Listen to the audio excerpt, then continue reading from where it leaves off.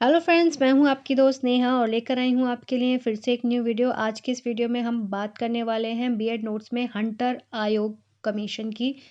तो अभी तक हमने हुड का आदेश पत्र पढ़ लिया है और आज हम करेंगे हंटर कमीशन आयोग। ठीक है, तो ये है हमारा ब्रिटिश कालीन शिक्षा का एक टॉपिक।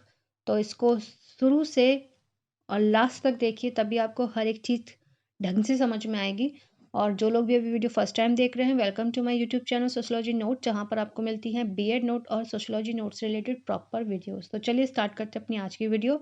इससे रिलेटेड जितनी भी वीडियो अभी तक अपलोड की आपको प्लेलिस्ट में मिल जाएंगी और प्लेलिस्ट का आई बटन में आपको लिंक मिल जाएगा, वहां से जाके आप चेक कर सकते हैं। चलिए देखिए, आज हम करने वाले हैं भारतीय शिक्षा आयोग यानी कि हंटर कमीशन 1882।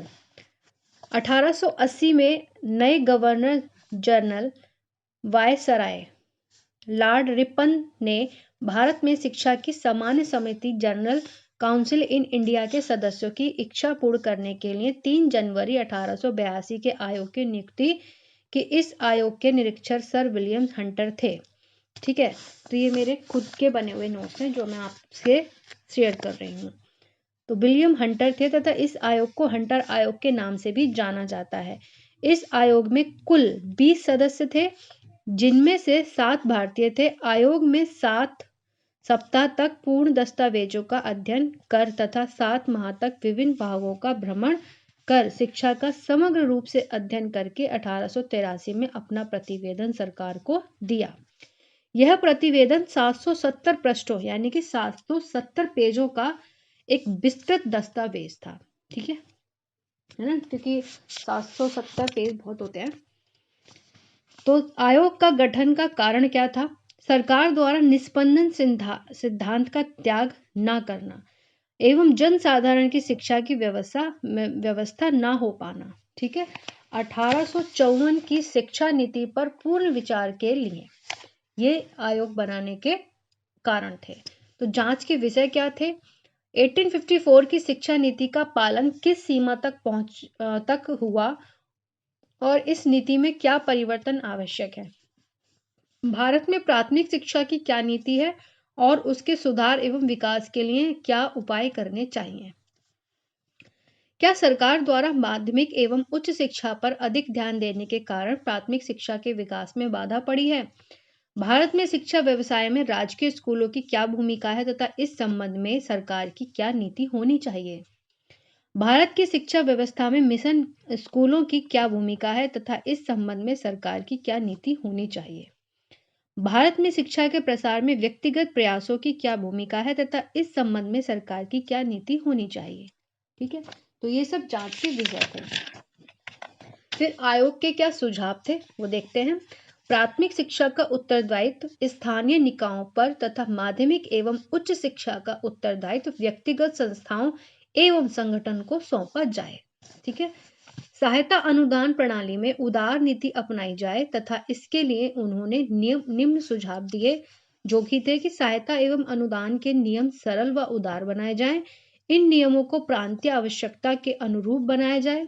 ये नियम अलग अलग मठों के लिए अलग अलग बनाए जाएं।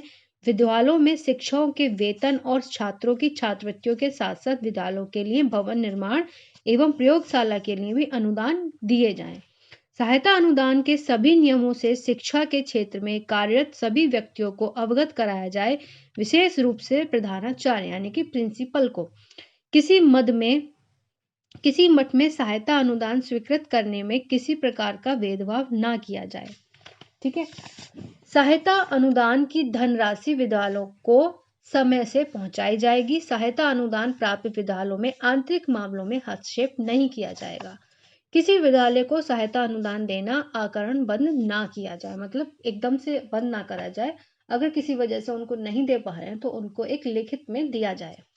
प्राथमिक शिक्षा के संबंध में सुझाव। व्यवहारिक जीवन की शिक्षा, जन शिक्षा का प्रसार। माध्यमिक शिक्षा, सामान्य जीवन की तैयारी, उच्च शिक्षा में प्रवेश की तैयारी।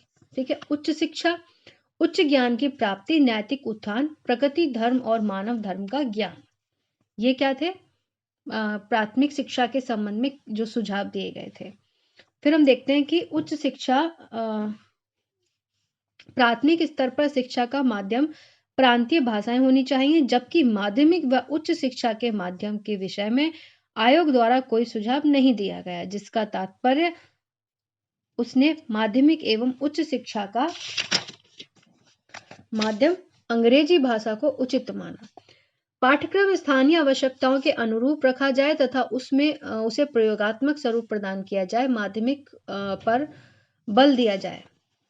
नारी शिक्षा के विकास के लिए बालिका विद्यालय खोले जाएं, उनके लिए सहायता अनुदान नियमों को सरल बनाया जाए, शिक्षा निःशुल्क दी जाए, छात्रवृत्तियां दी जाएं, महिला शिक्षकों की नियुक्ति की जाए तथा बालिका शिक्षा की प्रविधि अलग से दर्शाई जाए। ठीक है। मुस्लिम, हरिजन एवं पिछड़ी जातियों की शिक्षा के लिए विशेष सुविधाएं प्रदान की जाएं। धार्मिक शिक्षा की व्यवस्था और सरकारी विद्यालयों में भी की जाए। भारतीयों की शिक्षा का भार ईसाई मिशनरियों पर न छोड़ा जाए तथा ईसाई मिशनरियों एवं भारतीयों द्वारा चलाए जा रहे विद्यालयों में किसी प्रकार का भेदभाव न बरता जाए। जैसे कि पहले उसमें था ना कि मिशनरियों, जो ईसाई मिशनरी थे, उनमें बाइबल कंटिन्यू कर दी गई थी कि नहीं, इनको पढ़ाना ही है। तो इस तरह का भेदभाव ना किया जाए, जैसे एक राज्य के अनुरूप शिक्षा दी जाए। बालक एवं बालिकाओं का पाठ्यक्रम अलग अलग बनाया जाए। विद्यालयों एवं महाविद्यालयों का भारतीयकरण किया जाए। ठीक है। तो ये थे उनके सुझाव जो उन्होंने दिए कि आयोग में उन्होंने जो बताया कि इस तरह की शिक्षा नीति होनी चाहिए। फिर हम देखते हैं कि उनका मूल्यांकन कह रहा, जब लोगों ने उनका सुझाव देखा।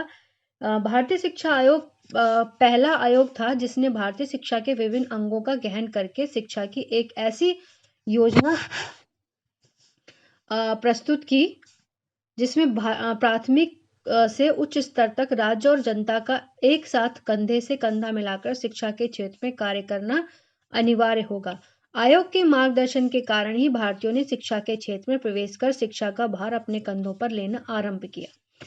उपरोक्त विशेषताओं के बाद भी कुछ विद्वानों ने आयोग पर निम्नलिखित आरोप लगाए। आयोग ने अंग्रेजी को शिक्षा का माध्यम बनाया। आयोग ने प्रौद्योगिकी एवं शिक्षा के संबंध में मौन धारण कर लिया। ठीक है। तो ये थे जो उन्होंने, तो अब हमारा हंटर जो आयोग था वो खत्म हो चुका है। और नेक्स्ट जो पढ़ेंगे, राष्ट्रीय शिक्षा आंदोलन पढ़ेंगे 1905 का। ठीक है। इस की वीडियो हम नेक्स्ट वीडियो देखेंगे। तो अभी तक के लिए थैंक यू।